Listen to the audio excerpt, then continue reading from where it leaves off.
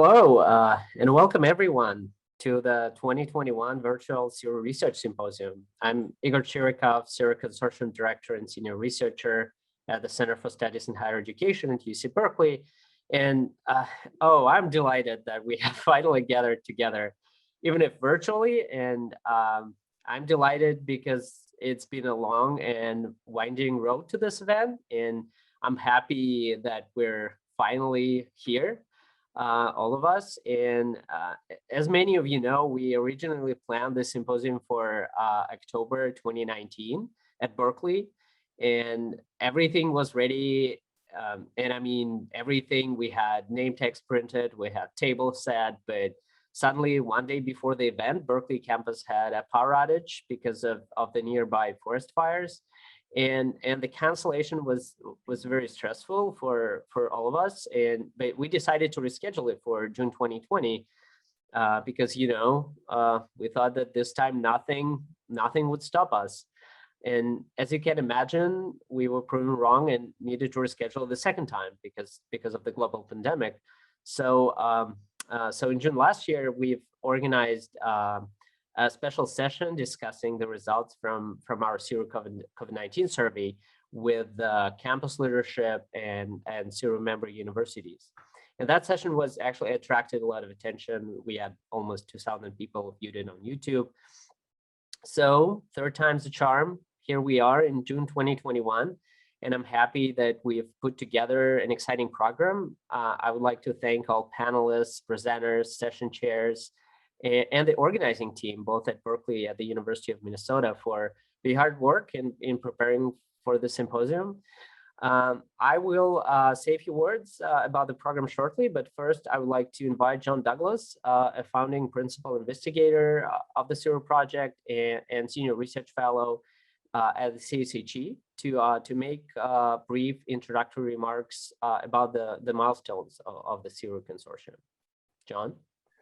Thank you, Igor. Yeah, again, welcome. We're really glad that we could finally have this event. I was looking back at the number of research symposiums we've had. I guess it depends on how you count, but I think we've had since the founding of the project around 37, and that's not including obviously all the kind of working group meetings that Igor and Daniel Jones-White and others do. So lots of different activities, but it's really great that we're finally getting to do this after this pause between forest fires and climate change and COVID. So I also just want to really thank Igor and also staff at the center, Gemma Givens in particular, for helping to kind of get this all going.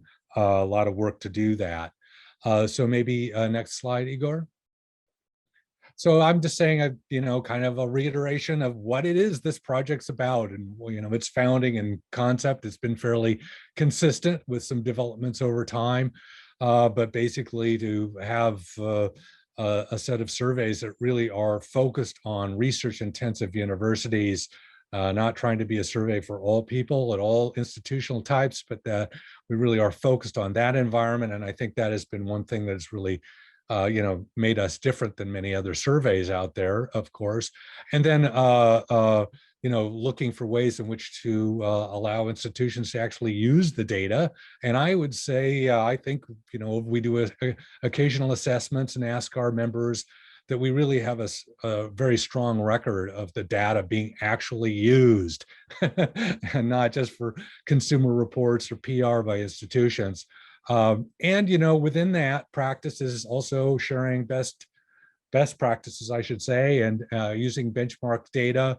And then finally, this event represents the kind of where we look at the data or other, we don't just only focus on SERU data, but other sources of data or scholarly work on the student experience and institutional missions, and then what their goals are. So this is the aspect of sharing, promoting research that's really important, an important part of the project. So next slide, Igor. Just a real quick to give you a sense of the longevity of the project. It began in 1999. I put together a proposal. I had some experience working in institutional research, but also on the scholarly faculty side. and thinking of how we could have a coherent collection of data within the University of California system at that time. And it was 9 campuses, 8 undergraduate campuses. We've since grown by 1. And we did the first actual administration of the survey here at Berkeley. Well, I'm not actually at Berkeley now, but at Berkeley. And that was in 2002. Then, we had interest by others, public universities in the United States, members of the AAU, and we formed that group because they wanted to use the data, and we saw advantage of having benchmark data. Now, this is all undergraduate at that time. Then 2012, experience meeting people like Igor, who was in Moscow at the Higher School of Economics, but that was a little later, but we started to see a real need for this kind of work, these survey data in the international realm. Again, focusing on research-intensive universities, so we have a nice grouping. Now, in total, I think we have around 40. It depends on how you count it, because sometimes institutions fade out for a bit or they come back. And so we have about 40, I think, current members. They do the survey at different times. So, and maybe 10 or 9 or so are international, and again, it varies some. But and then, in 2014, we were doing most of the survey work through Berkeley. We partnered with the University of Minnesota, and thank goodness we needed their expertise and their enthusiasm. They were always one of the best users and contributors to the consortium. So that was really an important juncture. And then we made an agreement with iGrad, which is based in London, to do surveys internationally. But our partnership with Minnesota is just really essential to the project. And then working with the University of Minnesota took a long time, a 4+ year period. We did develop a graduate student survey. So I'm really happy about that and its development. And again, our partnership with Minnesota has been crucial for that. So that's kind of just a quick timeline, and you can see it's been going on for quite some time. So we still exist. So this is great, and it is really a collaborative effort. I can't emphasize enough how important it is that we have active memberships. It is a consortium model. It's not a fee-for-service structure, so it's a lot of work. But I think we create a survey instrument that is more usable for our members, and also promotes research on the student experience. Igor, next slide. So this is only noting, again, we started with the undergraduate survey. We've now developed and it's been tested, and I think we really have a unique instrument in grad SERU. And then next slide, Igor. We have also Igor and our colleagues at Minnesota have also, and working with members, of course, always, to create a SERU COVID-19 survey, which you probably maybe have seen much of the research that's come out of that, and some of that's in program today. And then we are working with Minnesota as a lead on a postdoc SERU survey that I think we're hoping to have rolled out in the next fall. I'm sorry, next spring. So that would be a really great development. We'll see how that goes, and there'll be a lot of working with our members to make sure it is a viable and useful survey.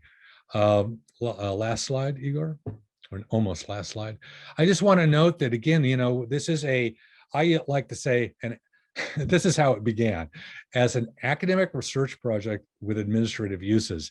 The original structure of this was we brought faculty, researchers, and institutional researchers together to formulate, did we need a survey at the system-wide level at UC? And then that's been this relationship over time. So, but one could also say that it's an administrative survey with scholarly uses. So this is this balancing act that we have, but I think also makes us more dynamic. The survey is more useful in many ways, and we have our eye on immediate administrative uses, but also promoting research in the area. And as you can see from this graphic that Igor has put together, we really have a pretty good track record on both the scholarly research side and more like practical reports.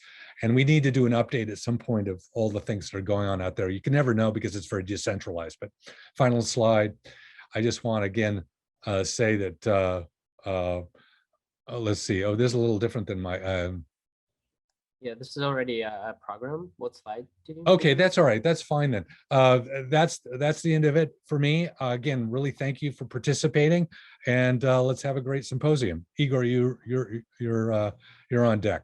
You're on now. Sure. Thank you, John. Yeah, let's. So here's the brief overview of the program for the next 2 days. And again, we have decided to experiment with the asynchronous format of the symposium. So we have both pre-recorded sessions and live plenary and Q&A sessions. So hope you were able to watch the presentations. I personally enjoyed them very much. A lot of very informative studies in how campuses use SERU data, and a lot of interesting analysis. The goal today to discuss campus climate and student well-being in undergraduate education. We'll start right away in a few minutes with the plenary session, where a fantastic panel of undergraduate students from SERU campuses will share their experience of learning during the pandemic. And then we'll have 2 Q&A sessions with the presenters. And tomorrow, we'll discuss program climate and student well-being in graduate education. We'll have a plenary session with 2 graduate deans from Berkeley and Minnesota, and also the president of Council of Graduate Schools, and also as well 2 Q&A sessions. Our goal for the symposium in general is to share research and best practices at SERU campuses in using data to support welcoming and inclusive climate in both undergraduate and graduate education.